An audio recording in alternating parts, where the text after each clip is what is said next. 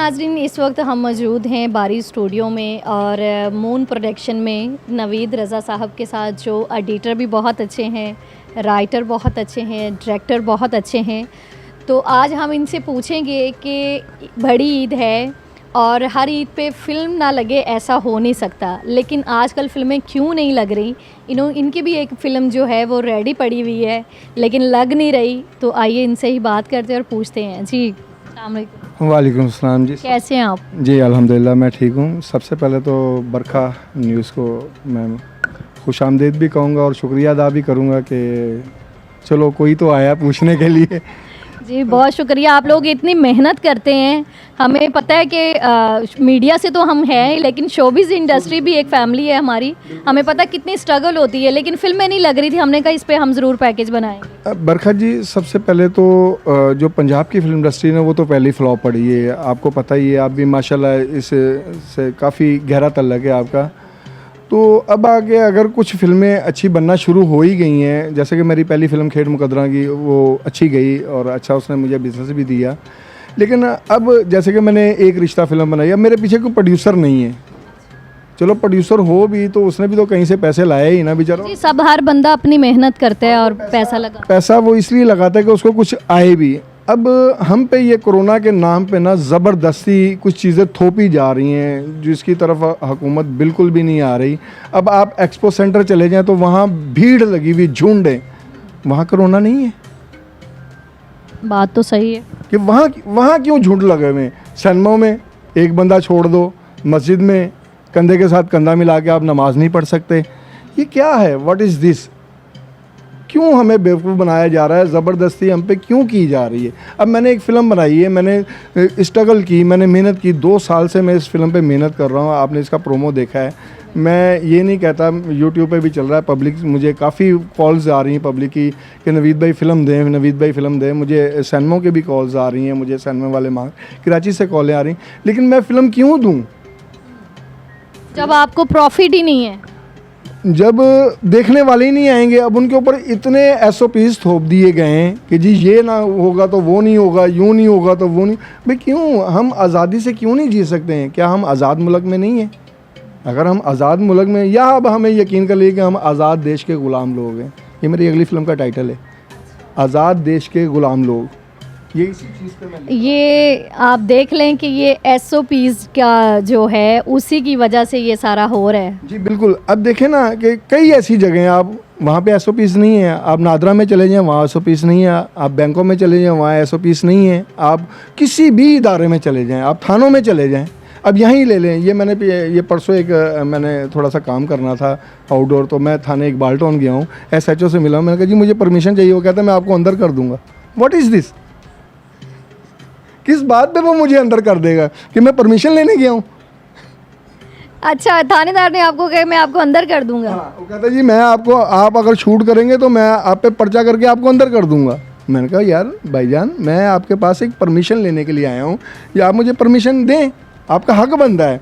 मैं को अनलीगल काम करता हूँ तो आप मुझे बताएं, ये मेरा लीगल काम है। मैं लीगल प्रोड्यूसर रजिस्टर्ड हूँ, मैं गवर्नमेंट को टैक्स पे करता हूँ, मेरी प्रोडक्शन रजिस्टर्ड है, मैं एक अच्छी फ़िल्म बना रहा हूँ।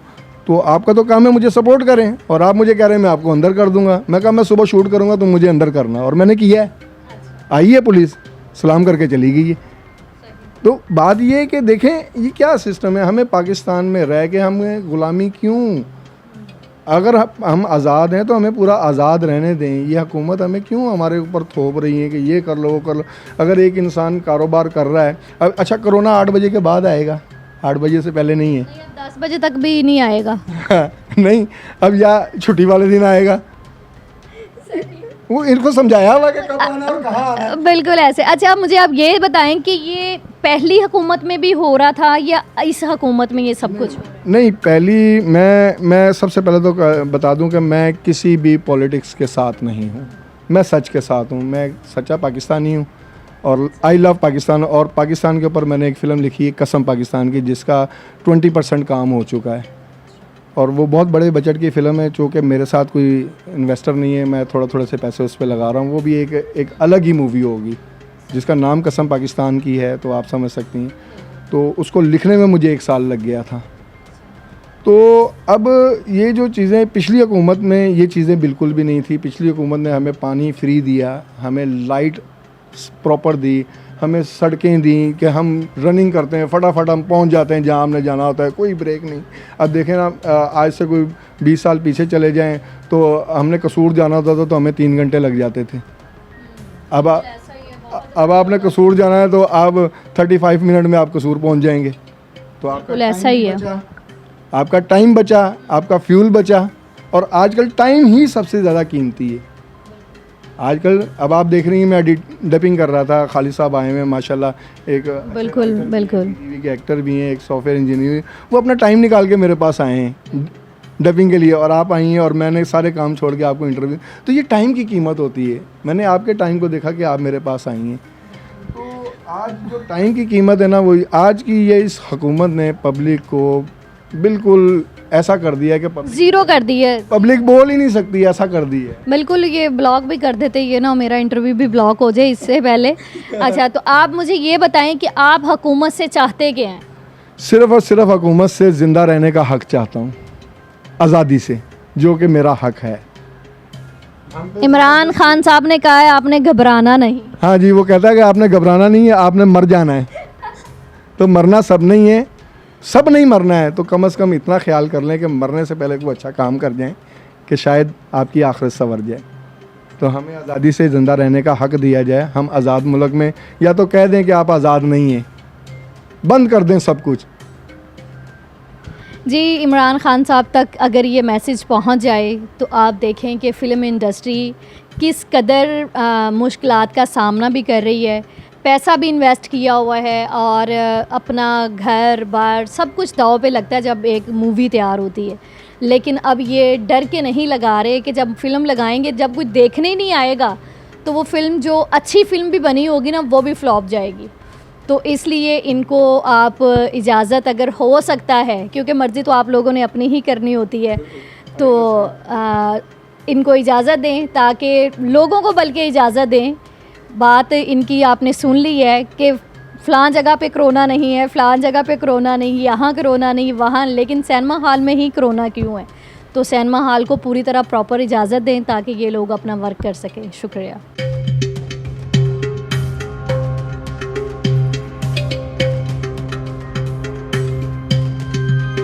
ये देखें जी, आप स्टूडियो का हाल देखें कि कोरोना की वजह से स्टूडियो कैसे सुनसनाटे पड़े हुए हैं। यहाँ पर गहमा गहमी का आलम था, लेकिन आज आप देख सकते हैं, कैमरामैन आपको दिखा रहे हैं कि यहाँ पर कोई काम नहीं है, सिर्फ कोविड की वजह से। बाकी तो उनका कहना है कि सब कुछ चल रहा है, सिवाय फ़िल्म इंडस्ट्री को स्टॉप किया गया है।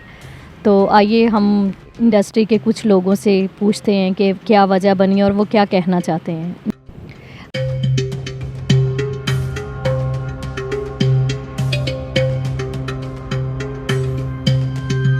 अस्सलाम वालेकुम नाज़रीन, मैं हूँ गज़ल शाह और आप देख रहे हैं बरखा टीवी।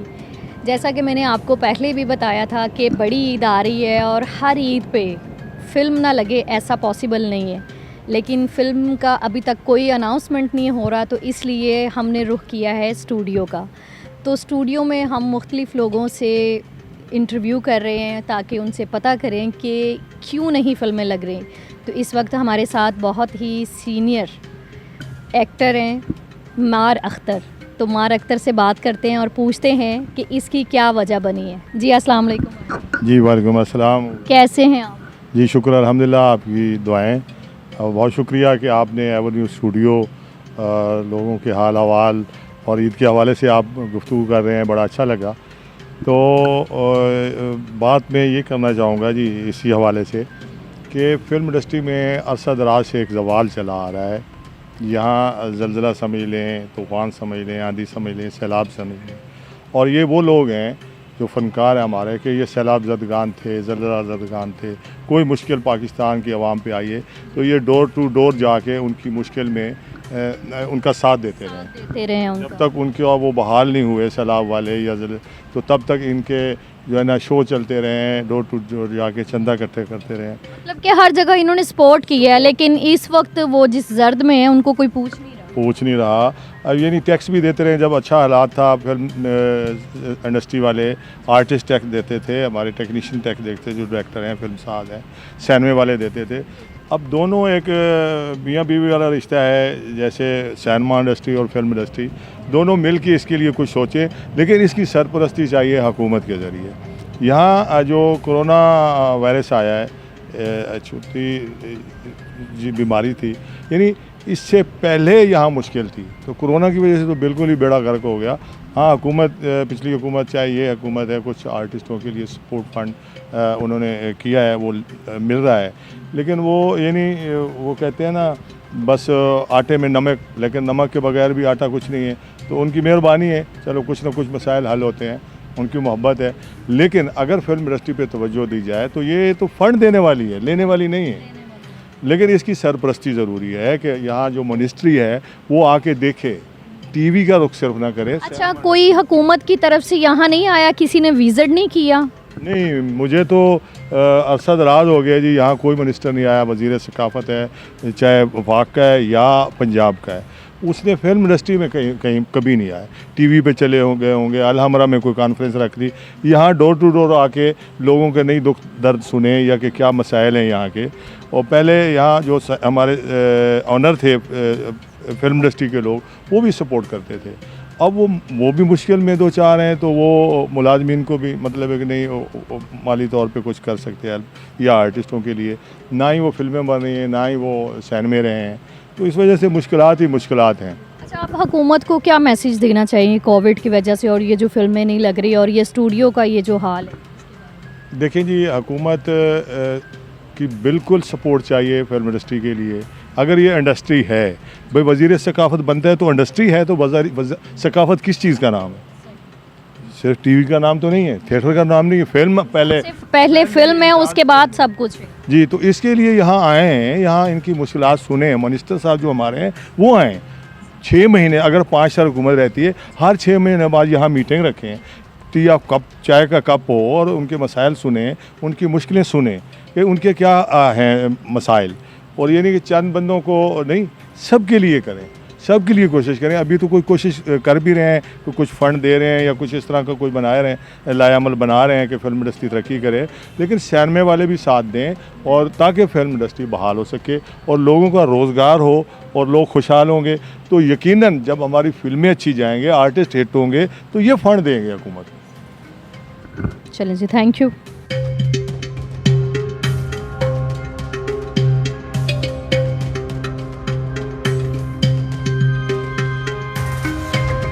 जी नाजरीन, ये चूड़ियाँ ऑफिस का दफ्तर था और मार साहब अभी हमारे साथ हैं क्योंकि हम विज़िट करने के लिए आए हैं, और स्टूडियो का हम मुख्तलिफ़ जगह भी आपको साथ साथ दिखाएंगे और दिखाएंगे जिन्होंने फ़िल्में बनाई हैं और वो ईद पर नहीं लगा रहे या लगा रहे हैं, उनसे हम कमेंट्स भी लेंगे और आपको बताएंगे कि उनके दुख दर्द सुनाएंगे। इस वक्त मैंने जो 2-3 इंटरव्यू कर लिए उसमें वो बड़ी तकलीफ़ में हैं और दुख में हैं कि हमने लाखों रुपया लगाया है, पैसा लगाया है, लेकिन ईद पे फिल्में हम नहीं लगा सकते कोविड की वजह से, क्योंकि पॉलिसी उन्होंने बनाई है कि जी जिसको यानी कोरोना वैक्सीन लगी होगी वो देखेगा, और इस मुश्किलात में कि यार वो पैसा कैसे रिकवर होगा, फिर एक सीट छोड़ के एक बैठना है। और ये वो दौर था जब हम आए हैं, तो यहाँ बड़े बड़े स्टार खड़े होते थे इस फुआरे पे, एवेन्यू स्टूडियो के ना जी, ये सारे फुआरा आप देखें, आपको हम फुआरा भी दिखाते हैं, देखें किस कदर खूबसूरती है यहाँ पर स्टूडियो में।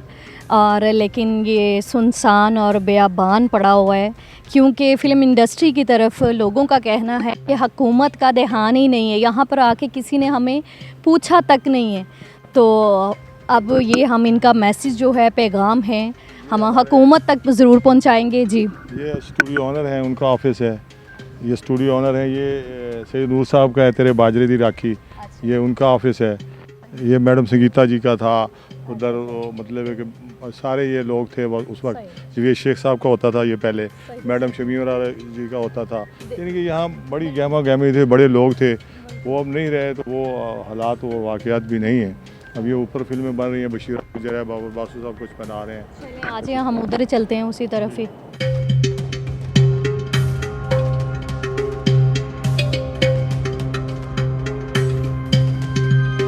जी जी इस वक्त हम मौजूद हैं बासु चौधरी साहब के साथ। इन्होंने भी फ़िल्म अपनी लगानी थी मेरा मुहाफ़िज़। अब पूछते हैं लगानी थी या लगाएंगे, तो आइए इन्हीं से पूछते हैं। जी अस्सलाम वालेकुम। वालेकुम सलाम गज़ल शाह जी, सबसे पहले आपका शुक्रिया, आपकी पूरी टीम का शुक्रिया, बरखा चैनल का शुक्रिया कि आपने मुझे इस काबिल समझा कि आकर मेरे ऑफिस आप तशरीफ़ लाएँ। Thank you very much. ये हमारा फ़र्ज़ था क्योंकि ईद थी और ईद पर हर बंदे ने लाखों रुपया इन्वेस्ट किया हुआ था, लेकिन अब वो ईद पे हमें सुनने में आ रहा था कि वो फ़िल्म नहीं लगा रहे, तो हमने सोचा क्यों ना हम फ़िल्म इंडस्ट्री पे एक पैकेज बनाए और पूछें, दुख पूछें आप कि भाई आप लगा रहे हैं फ़िल्म या नहीं लगा रहे, खुश हैं या गम में हैं। तो अब आप बताएं कि आप अपनी फ़िल्म लगा रहे हैं या नहीं।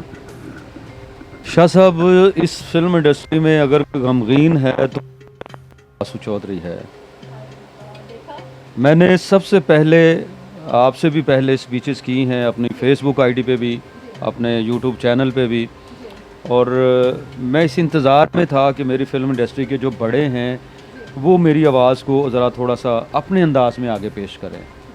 लेकिन मुझे दुख हुआ कि किसी ने भी उस बात को करने की ज़हमत की।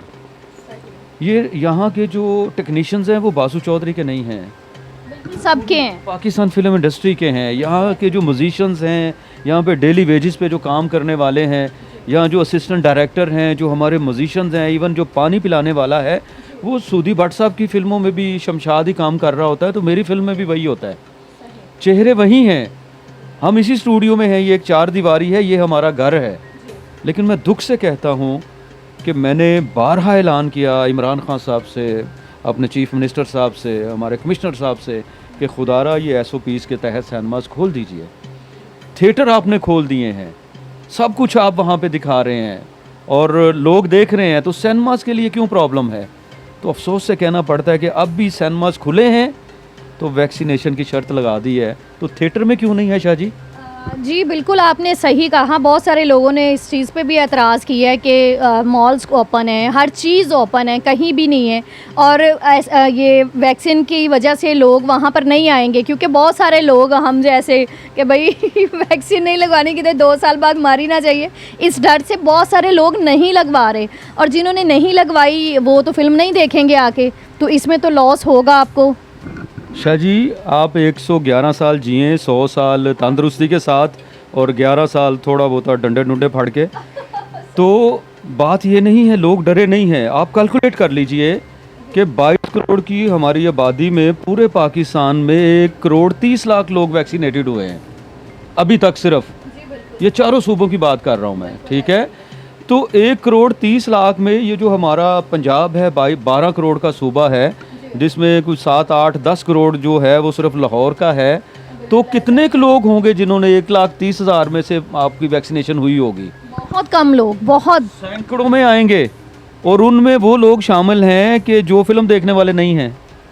जी बिल्कुल आपने सही कहा कि उन लोगों ने वैक्सीन लगवाई है कि जो इस फील्ड के मतलब कि इसमें इंटरेस्टेड ही नहीं है। मुख्तलिफ अपने बिज़नेस, किसी ने बाहर जाना है, किसी का मॉल है, किसी का क्या है, कोई ना कोई इस तरह, लेकिन फ़िल्म इंडस्ट्री देखने वाले लोग नहीं हैं उसमें नहीं है। शाह जी, आप अप्रोच बड़ी दूर तक है ਤੁਹਾਡੀ, ਮੈਨੂੰ पता है। आवाज़ उठाइए, आप उठाइए आवाज़, आप इस बिल्ली के गले में घंटी बांध दीजिए कि पाकिस्तान फिल्म इंडस्ट्री को भी इंडस्ट्री समझें। हमारी लाखों की फिल्मों ने करोड़ों रुपए का टैक्स दिया है। आपकी उम्र नहीं है, आप छोटी हैं, वैसे रुतबे में आप बड़ी हैं, सैयद हैं, शाह साहब हैं, आप किसी भी से बात कीजिए। हमारी मौला जट कितने में बनी थी, कितने करोड़ का टैक्स दिया? हमारी शेर खां कितने लाख में बनी थी, कितने करोड़ का टैक्स दिया? हमारी चूड़ियाँ कितने करोड़ लाख में बनी थी, कितने करोड़ का टैक्स दिया? बोरियाँ भर भर के टैक्स दिया शाह जी। लेकिन कोई भी गवर्नमेंट, मैं इमरान खान को क्या कहूँ, 71 सालों से किसी ने हमें इंडस्ट्री नहीं माना। बिल्कुल, यहाँ पर तो एक बंदे की मैं यहाँ पर जिक्र करना चाहूँगी। एक बंदे को हम बुला लें तो वो हिला के रख देगा सब कुछ। वो कहता है कि जी जितना हमने टैक्स भर दिया ना, एक फ़िल्म मौला जट उन्होंने फ़िल्म बनाई, वो कहते हैं आज का वो पैसा जो हमने टैक्स दिए हुए उस वक्त के, और आज के करोड़ों खरबों रुपए बनते हैं। तो अभी तक यहाँ पर फिल्म इंडस्ट्री को बहाल ही नहीं किया गया। तो अभी मैं नीचे आई हूँ, मैंने देखा, मैं वीडियो सारा बना के लाई हूँ। मैंने कहा हम जाएं, पूछें जाके, क्योंकि हम तो आप लोगों की आवाज़ बन के आप लोगों के साथ हैं, ताकि हम आपके दुख दर्द में, क्योंकि ये लाखों रुपए की इन्वेस्टमेंट है जो फिल्म है। करोड़ों रुपए की। देखिए मेरी 8 फिल्में कंप्लीट पड़ी हैं। इश्क मेरा अनमोल 1 करोड़ 20 लाख रुपए की फिल्म है, ये मैं आपको बता रहा हूँ अभी से। इसमें प्रॉपर पंजाब मैंने दिखाया है। आपको जो लैंग्वेज इश्क मेरा अनमोल में मिलेगी ना, वो यहाँ लोकल नहीं है। मतलब आपने तो सुना भी नहीं होगा कि तेरा पुत्र छिंगू खानी बच्ची वांगू फिरदा है। आपको पता है छिंगू खानी बच्ची का मतलब क्या होता है? नहीं, मुझे नहीं पता। ठीक हो गया ना। आपको ये भी नहीं पता कि टिंडा घड़ना जान दी मगिया दी उस्ताद, ये ठेठ पंजाबी है। नहीं, मुझे नहीं पता। ठीक है। आपको ये भी नहीं पता होगा कि दुल्ला भट्टी कौन था, कहाँ से आया था। वो एक दुल्ला भट्टी के एक नाम बड़ा हाँ, नाम ही सुना हुआ है बिल्कुल। आपको ये नहीं पता कि वो फ्रीडम फाइटर था। उसने राजा से 2 लड़कियों को बचाया था जिसका नाम सुंदरी मुंदरी था। उनको बचा के उनको शेर शक्कर दाज की सूरत में दी। रात के टाइम उनकी शादी की और एक अलाव लगाया उन्होंने। इंडिया वाले ये 13 जनवरी को ये फंक्शन मनाते हैं लोहड़ी का। हालांकि इसका किसी मज़हब से तल्लक नहीं है, ये पंजाब का त्यौहार है। चढ़ते पंजाब वाले तो मनाते ने, लहंदे पंजाब वाले पता नहीं की हो गया है। ये चीज़ें मैंने इश्क मेरा अनमोल में दिखाई हैं। जज्जी बादशाह में मैं नाजरीन अगर शाह जी काट दें तो इनकी मर्ज़ी है। मेरी फ़िल्म की हीरोइन है गज़ल शाह जी, जिस फिल्म का नाम है जज्जी बादशाह, और शूटिंग इनकी वजह से लेट है। इनका सॉन्ग भी थे जो मेरे साथ कमिट है। मैंने भी पैसे कम दिए थे, ये भी बता देता हूँ। और उसके साथ साथ मेरी ज़िद्दी राना कंप्लीट है जी। कैमरा क्लोज़ हो चुका है, मुकम्मल हो चुकी है, और 8 फिल्में मेरी मुकम्मल पड़ी जी। और ये फिल्में वो हैं, अगर इन सब के पैसे इकट्ठे करें ना शाह जी, ये कम से कम 4 करोड़ रुपया बन जाता है।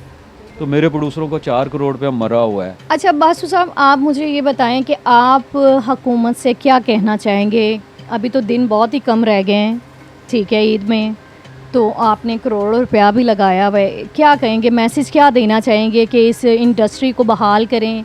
किस तरह वो करेंगे? कुछ आइडिया शेयर करें और अपने भी बताएं। गज़ल शाह जी, रियलिटी को कोई नहीं सुनना चाहता। सच ये है कि पिछले साल जो बजट अनाउंस हुआ था, हम लोगों ने बड़े शादियाने बजाए थे कि 25 करोड़ से 1 अरब रुपया जो है फिल्म इंडस्ट्री के लिए, शोबिज़ के लिए मुख्तस हो गया। तो कहाँ है वो 1 अरब? मैं भी ये सवाल करना चाहूँगी। अभी तो मैं होस्ट बैठी हूँ, लेकिन हमारा भी प्रोडक्शन हाउस है, सारा कुछ हमें भी नहीं पता है। किसको मिला? शाह जी, यहाँ जो मेरे टेक्नीशियनों को 5000 पर मंथ मिल रहा था ना, मैंने तो आज तक अप्लाई नहीं किया। मुझे कहा भी मेरे चेयरमैन ने, मैंने कहा यार मैं 5000 के लिए लाइन में लगूंगा, लग जाना चाहिए। सफ़ेद पोश लोग मर रहे हैं ना, सफ़ेद पोश लोग हाथ फैलाना नहीं जानते, ठीक है। और वहाँ पर किसी को, यहाँ पर कोई इंडस्ट्री में कोई ऐसा नहीं मेन बंदा जो 3, 4 या 5, 10 बंदे ऐसे हों जो एक नाम लिखें। इतना बड़ा स्टूडियो है, 2 हैं बल्कि साथ साथ हैं, उसके अलावा भी जो बने हुए हैं प्राइवेट भी प्रोडक्शन हाउस बने हुए हैं। तो आप लोग मिलके कोई चेन चलाएं ना, चेन बनाएंगे तो चलेगी चेन। शाह जी, बात फिर वही आ जाती है कि 71 सालों से यही चल रहा है सब कुछ। ठीक हो गया, ये प्रॉब्लम आज की नहीं है, ये प्रॉब्लम 71 सालों से है। जब हमें आप इंडस्ट्री ही तस्लीम नहीं करते, आप हमें कर्जा दे सकते हैं, हमें तो माजरत के साथ कोई किराए पे घर नहीं देता, वो कहते कंजर ने।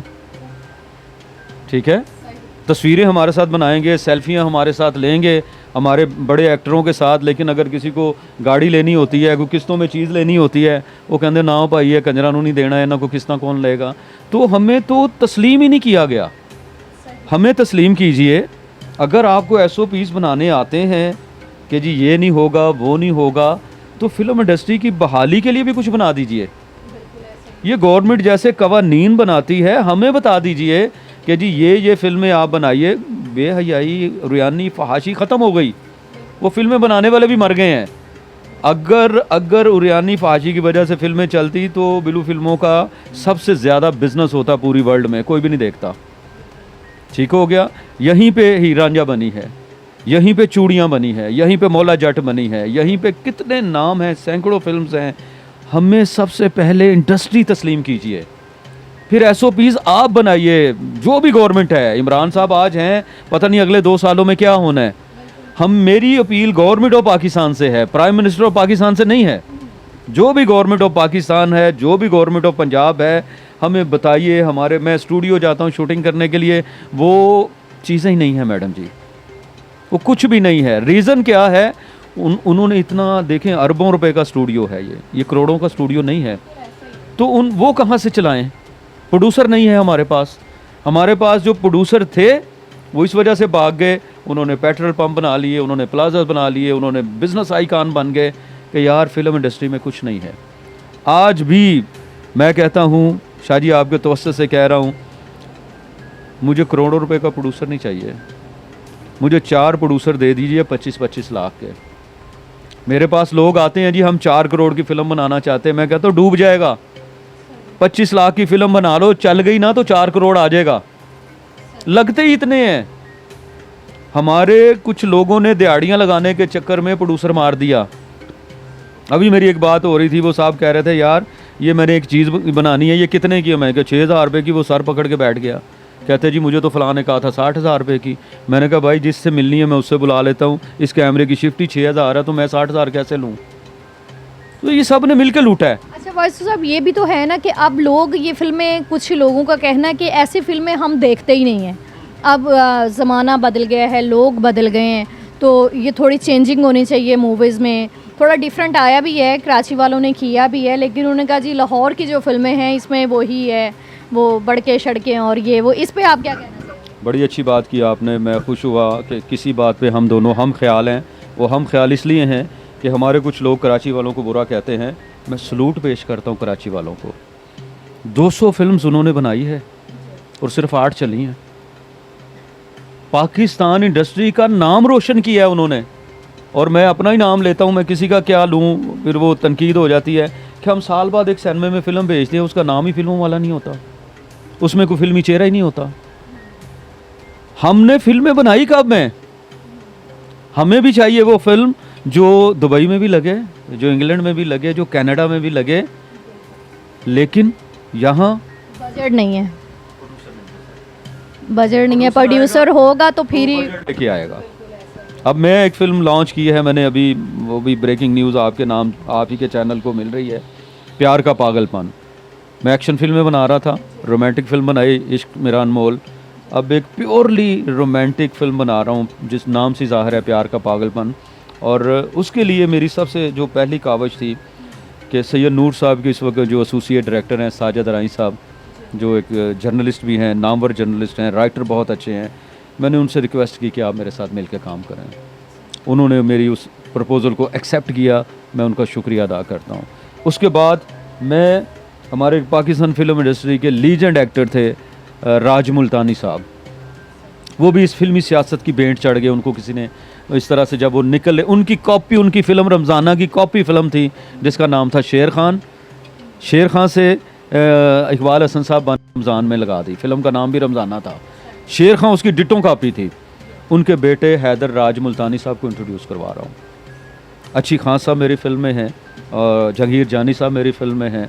मैंने एक मुकम्मल एक पैकेज दिया है और मैं यहाँ से मलकांदा बाग से, बारी स्टूडियो से निकल के मैं आपको एबटाबाद लेके जा रहा हूँ, हसीन वादियों में लेके जा रहा हूँ। मेरी फ़िल्म का एटमॉस्फेयर चेंज हो जाएगा। तो मैं आपको भी आप ही के चैनल से प्रपोज़ल दे रहा हूँ कि मेरी फ़िल्म का हिस्सा बने। टाइम ख़त्म हो रहा है। शुक्रिया, आपने बासु चौधरी साहब की बातें सुनी हैं कि उन्होंने अपना दुख दर्द भी सुनाया, उन्होंने आने वाली फ़िल्मों के बारे में भी बताया, उन्होंने जो उनकी फ़िल्में लगनी थी उनके बारे में भी बताया, हुकूमत से सवाल भी उठाए हैं। तो बाकी हम जैसे हम एक चेन चला रहे हैं, सबके इंटरव्यू कर रहे हैं, साथ साथ हम आपको दिखाते जाएंगे और मज़ीद जो है बाकी लोगों से भी पूछते हैं कि उनका हाल व अहवाल क्या है। जी।